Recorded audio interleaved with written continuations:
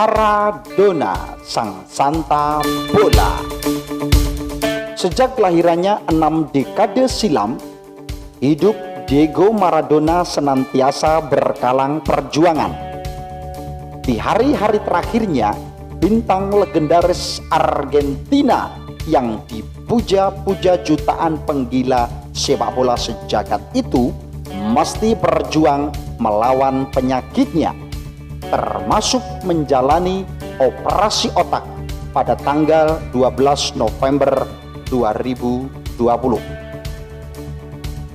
Maka ketika maestro sepak bola eksentrik nan syarat kontroversi itu menghembuskan nafas terakhir di kediamannya di Buenos Aires, Argentina pada Rabu 25 November 2020 waktu setempat akibat serangan jantung.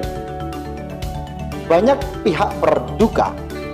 Presiden Argentina Alberto Fernandez mengumumkan 3 hari sebagai hari berkabung nasional sebagai bentuk penghormatan.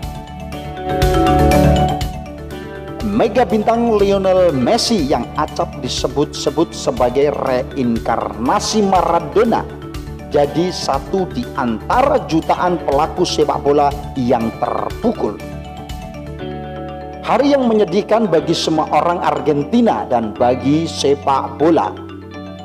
Dia meninggalkan kita, namun takkan pernah dilupakan karena Diego adalah keabadian. Saya selalu teringat momen-momen indah bersamanya, ungkap Messi di akun Instagramnya.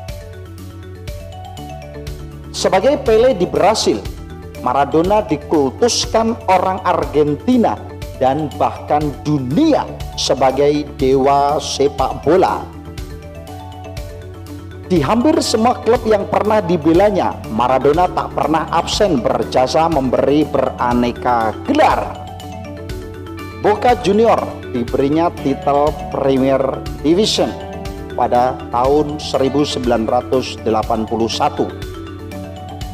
Barcelona dihadiahnya Copa del Rey dan Supercopa di Espana pada tahun 1983. Dan Napoli dibawanya kedua kali juara Serie A pada tahun 1986 sampai 1987. Persembahan tertingginya diberikan pada negerinya Argentina sebagai trofi Piala Dunia pada tahun 1986. Koleksi gelar individunya berlimpah. Sebagai pemain, Maradona adalah sosok yang punya skill lengkap dan di atas rata-rata, kendati posturnya hanya 165 cm.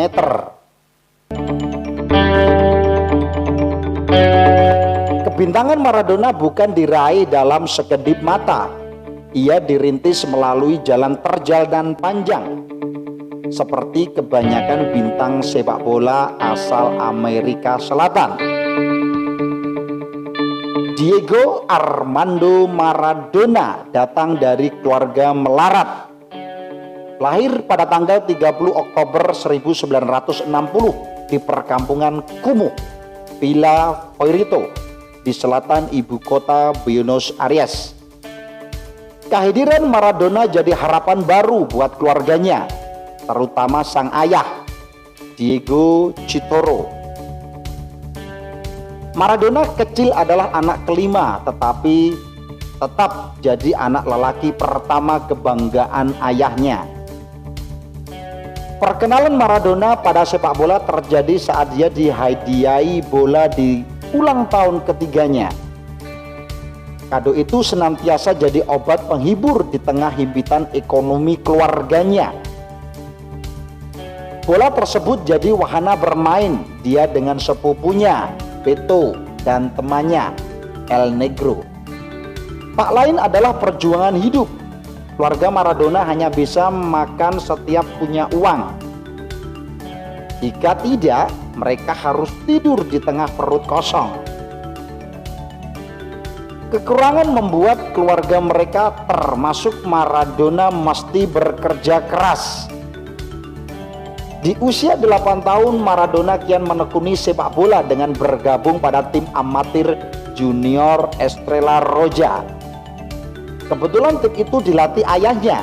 Penampilan Maradona di tim tersebut acap mengundang decak kagum, termasuk dari tim-tim lawan. Ia bahkan sampai bisa bersahabat dengan Gregorio Goyo Carrizo, kapten tim musuh bebuyutan Estrela Roja, Tres Banderas. Goyo dan Gitoro itulah yang kemudian membujuk dan meyakinkan Francisco Cornejo, pencari bakat di klub Argentinos Junior, untuk melihat sendiri talenta Maradona. Cornejo yang mulanya memandang remeh Maradona akhirnya kagum bukan kepalang ketika Maradona menjalani latih tanding dengan anak-anak yang lebih tua. Jadi itu titik balik Maradona. Ia merintis karirnya di tim muda Argentinos Junior untuk kategori U9 pada tahun 1979.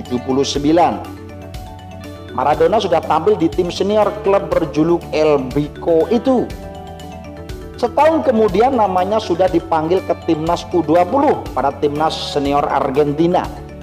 Namun keinginan Maradona untuk melakoni debutnya di Piala Dunia pada tahun 1978 di negeri sendiri terhalang keputusan pelatih timnas Argentina, Cesar Leos Menotti.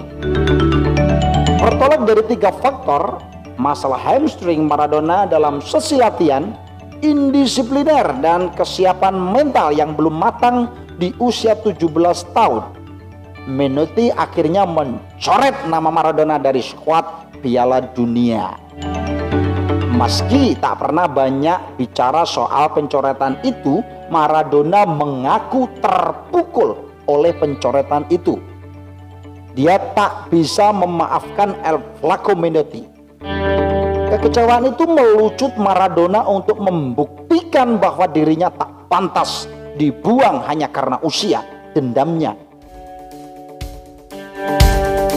Maradona memimpin tim junior Argentina hingga partai puncak. Kesemat kedua yang dengan puas dibalasnya Maradona adalah kala berhasil mencetak 2 gol di fenomenal gawang Inggris di perempat final Piala Dunia pada tahun 1986. Gol pertama adalah gol tangan Tuhan. Gol kedua tercatat sebagai gol terbaik. Gol terbaik abad 20, di mana Maradona mendribel bola sendiri dari tengah lapangan, mengecol 6 pemain lawan termasuk kiper Peter Shilton sebelum menyontek bola masuk. Namun gol tangan Tuhan senantiasa jadi kontroversi dan polemik hingga bertahun-tahun kemudian. Meski diakunya gol dari umpan lambung itu dibelokkan ke gawang Shilton dengan tangannya, Maradona bahkan pernah menyesalinya. Baginya gol kulas itu jadi pembalasan Maradona terhadap perang Malvinas 4 tahun sebelumnya. Jadi sejarah sudah tertulis dan tak bisa diubah. Saya tak perlu minta maaf pada Inggris. Buat apa dan untuk menyenangkan siapa? Saya memang tahu golnya tercipta dari tangan saya. Saya tak merencanakan, tetapi terjadi begitu saja. Saat wasit menyatakan gol, itu jadi perasaan membahagiakan, seperti sebuah dendam simbolis terhadap Inggris, tambahnya. Tetapi kemudian Maradona mulai menapaki jurang seiring karirnya di Barcelona dan kemudian di Napoli. Di Barcelona itu mulai jadi pecandu kokain. Kecanduannya kian parah ketika Napoli karena dekatnya hubungan Maradona dengan mafia Camorra.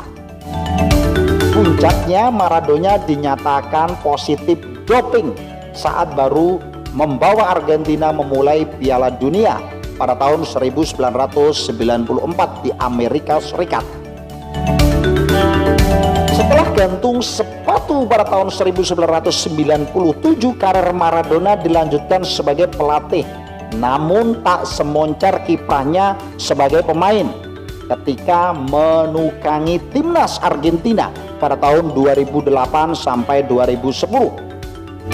Maradona malah sempat jadi sasaran cemoohan media Argentina dan fans tim Tango. Kendati begitu, namun harum Maradona tak meluntur. Banyak bintang sepak bola kini termasuk Cristiano Ronaldo yang menjadikan sebagai bintang pujaan terbaik.